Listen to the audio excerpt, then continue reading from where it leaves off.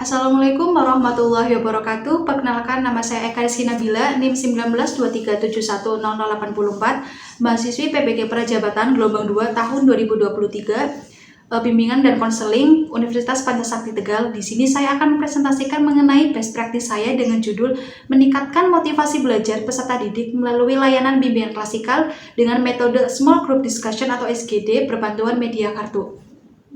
Hal ini dilatar belakangi oleh pada dasarnya pemberian layanan bimbingan klasikal pada abad ke-21 ini menitik beratkan kepada peserta didik yang mampu terlibat secara aktif, berpikir kritis, dan juga berkolaborasi dalam pencarian masalah.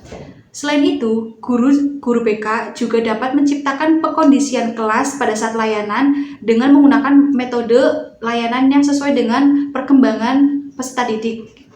Kemudian, meskipun banyak strategi yang dapat dilakukan, pada saat ini guru BK masih banyak yang belum memfasilitasi layanan yang mampu meningkatkan motivasi belajar peserta didik. Hal ini dilatar belakangi oleh keterbatasan sumber daya dan juga kemampuan guru dalam menguasai bidang teknologi. Berdasarkan hasil observasi, yang pertama didapati guru BK pada saat proses layanan itu masih bersifat konvensional dan belum mengarah pada kegiatan yang kolaboratif. Selain itu, penyampaian materi hanya menggunakan metode ceramah dan tanya jawab. Kemudian metode dan media layanan yang dianggap kurang sesuai dengan kebutuhan peserta didik. Nah, pada saat pelaksanaan sendiri itu peserta didik cenderung memiliki motivasi yang rendah. Hal ini ditunjukkan adanya kurangnya keterlibatan aktif dan mengantuk dalam kelas. Ada beberapa peserta didik yang membatasi interaksi dengan teman sekelas maupun dengan guru. Kemudian ada kurang antusias hingga bermain handphone saat layanan. Alternatif solusi yang saya tawarkan adalah menerapkan metode Small Group Discussion atau SGD ini berbantuan dengan media kartu. Yaitu pada SGD ini melibatkan sekelompok peserta didik itu untuk saling bertukar informasi, memecahkan suatu permasalahan dengan secara kooperatif. Kemudian pada tahap SGD ini ada 4. Yang pertama ada pemaparan materi, kedua ada layanan secara berkelompok, ketiga proses diskusi, dan keempat pemaparan hasil diskusi. Tujuan adanya SGD ini adalah membantu peserta didik untuk berperan sebagai tutor satu sama lain sehingga dapat mengembangkan rasa tanggung jawab, kerjasama, kemudian keterampilan bersosialisasi. Kemudian yang keempat ada media kartu. Nah, ini berupa pernyataan yang berupa gambar yang dapat digunakan pada saat proses diskusi. Untuk metodenya sendiri itu yang pertama ada waktu dan tempat.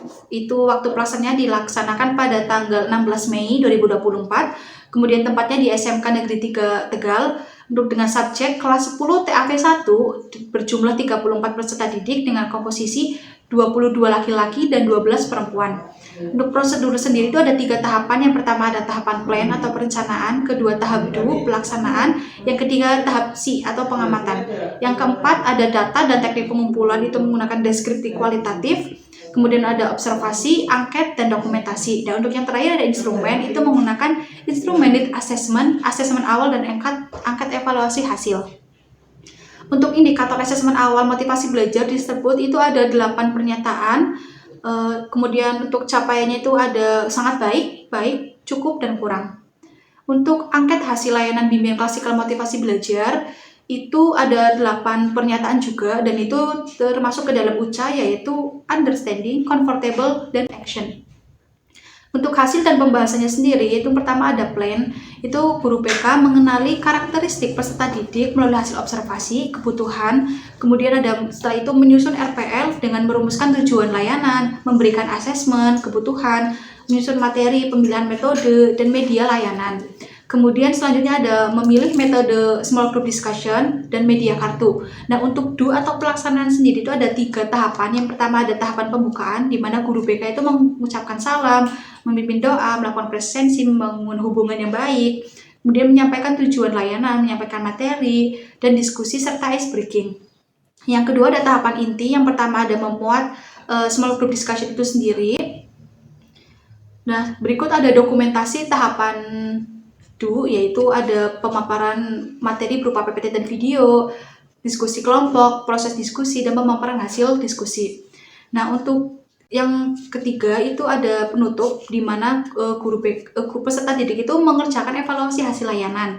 Kemudian guru BK dan peserta didik itu sama-sama menyimpulkan dan merefleksikan hasil dari layanan tersebut.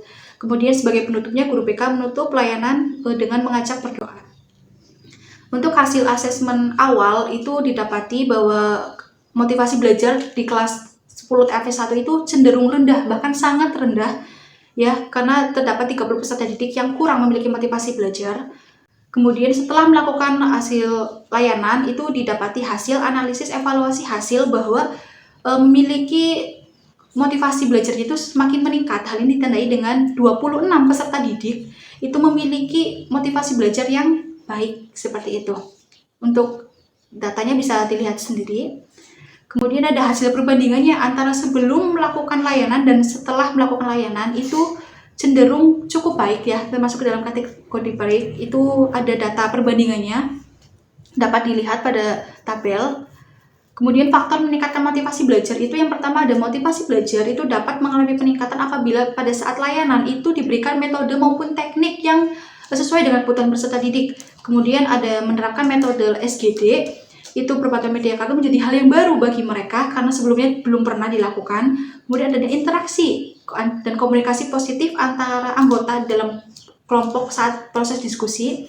Kemudian terciptanya suasana kelas yang nyaman, aman, dan kondusif serta menyenangkan bagi peserta didik. Selain itu, faktor keberhasilan best practice sendiri itu yang pertama ada adanya guru BK. Itu guru BK melakukan perencanaan yang maksimal baik dari pembuatan RPL, media, LKPD, dan perangkat layanan lainnya. Kemudian adanya arahan dari dosen pembimbing dan guru pamong BK serta rekan sejawat yang menjadi acuan dalam perbaikan penyusunan desain layanan. Kemudian adanya dukungan dari mitra sekolah yang menyediakan fasilitas.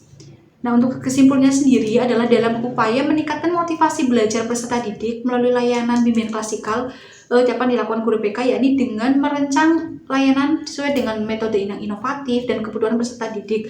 Selain itu, pada kegiatan ini menggunakan metode SGD dan berbantuan media kartu, itu dapat melatih kerjasama antar kelompok diskusi tersebut sehingga dapat menghasilkan perilaku tanggung jawab dan kooperatif. Untuk penelitian-penelitian yang mendukung itu ada beberapa dapat dilihat sendiri pada layar PPT.